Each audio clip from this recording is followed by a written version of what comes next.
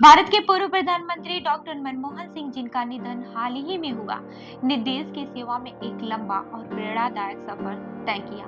92 वर्ष की आयु में एम्स अस्पताल में उनका निधन हुआ और उनके निधन ने पूरे देश को शोक संतप्त कर दिया।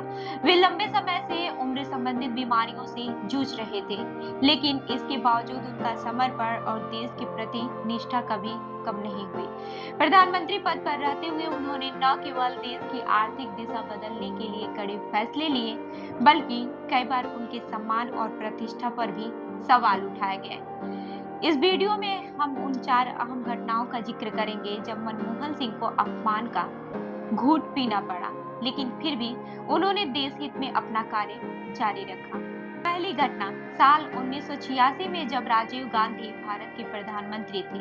मनमोहन सिंह योजना आयोग के उपाध्यक्ष थे। उस समय मनमोहन सिंह प्रधानमंत्री राजीव गांधी को देश की विकास योजनाओं का एक प्रेजेंटेशन दे रहे थे। उनका फोकस ग्रामीण अर्थव्यवस्था और विकास था, लेकिन राजीव गांधी को उनका प्रेजेंटेशन पसंद नहीं आया।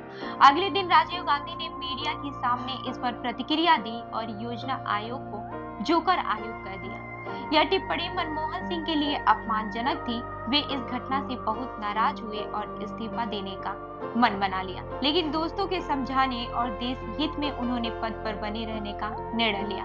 हालांकि उनका कार्यकाल इस पूरी समय साइडलाइन ही रहा और 31 अगस्त 1987 को वे इस पद से मुक्त हो गए। दूसरी घटना 1991 में हुई, जब प्रधानमंत्री पीवी नरसिम्हा राव ने मनमोहन सिंह को वित्त मंत्री बनाया। जब देश की आर्थिक स्थिति काफी खराब थी, राव ने मनमोहन सिंह को आर्थिक सुधारों के लिए कड़े फैसले लेने का पूरा अधिकार दिया।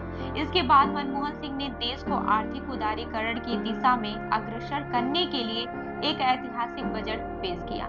इस बजट में उन्होंने लाइसेंस राज को समाप्त करने और निवेश को बढ़ावा देने के लिए कई महत्वपूर्ण कदम उठाए, लेकिन इस बजट का कांग्रेस के ही सांसदों ने विरोध किया।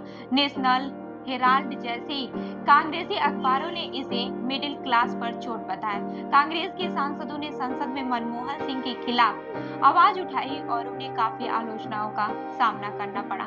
इसके बावजूद मनमोहन सिंह ने इस विरोध का शांतिपूर्वक तरीके से सामना किया और देश के लिए अपने निर्णय पर अडिग रहे। वही तीसरी घटना 2004 में हुई, जब सोनिया गांधी ने प्रधानमंत्री की कुर्सी के लिए मनमोहन सिंह का नाम प्रस्तावित किया, तो यह एक अजीब स्थिति बन गई। सोनिया गांधी ने प्रधानमंत्री पद पर अपनी जगह मनमोहन सिंह को बैठाया, जबकि उनके पास प्रधानमंत्री बनने की कोई राजनीतिक शक्ति नहीं थी। मनमोहन सिंह को यह पद सौंपते वक्त सोनिया गांधी खुद उनके साथ राष्ट्रपति के पास गईं और इसके बाद से मनमोहन ने मंत्रिमंडल का गठन किया।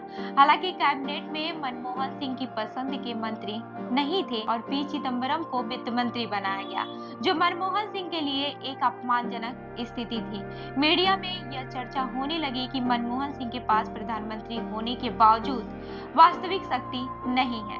इस परिस्थिति में भी मनमोहन सिंह ने चुपचाप अपना काम जारी रखा और पार्टी और देश की भलाई के लिए कार्य किया।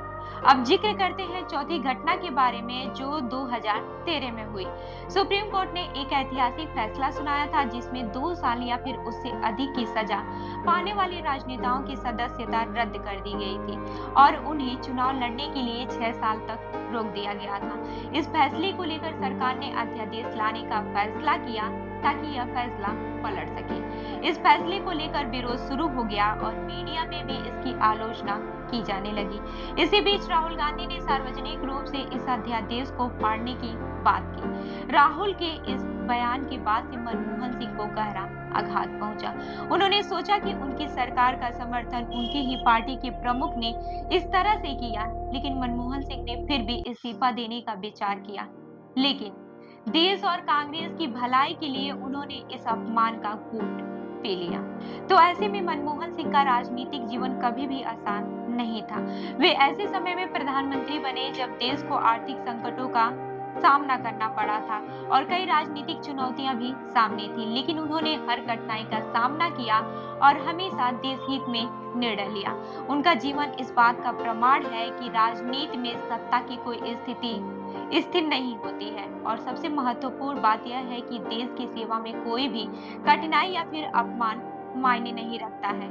मनमोहन सिंह का कार्यकाल ऐसे कई उदाहरणों से भरा हुआ है जब उन्होंने अपनी व्यक्तिगत पीड़ा और अपमान को दरकिनार करते हुए केवल देश की भलाई के लिए काम किया। यही कारण है कि जब उन्होंने प्रधानमंत्री पद से इस्तीफा दिया तो उन्होंने कहा था कि इतिहास उनके प्रति उदार होगा। यह शब्द सच साबित हुआ क्योंकि समय ने उनकी नीतियों को महत्व दिया और आज भी उनकी योजनाएं भारत के आर्थिक विकास की नींव मानी जाती हैं।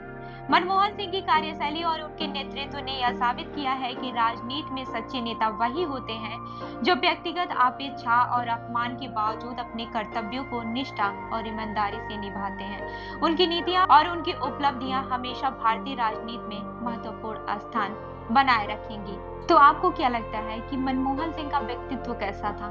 कैसे लगते थे आपको मनमोहन सिंह? हमें कमेंट करके जरूर बताइएगा। मैं हूँ रूबी आपके साथ और आप देख रहे हैं जन दर्पण न्यूज। धन्यवाद।